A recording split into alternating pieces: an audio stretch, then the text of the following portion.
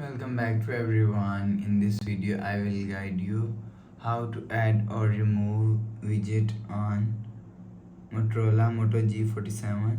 Let's start the video. If you want to add widget, just click and hold on screen and click on widgets.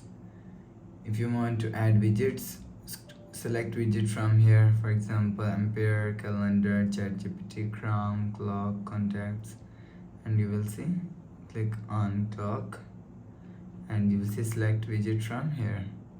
After select clock widget, click on widget and click on add, and you will see widget is add.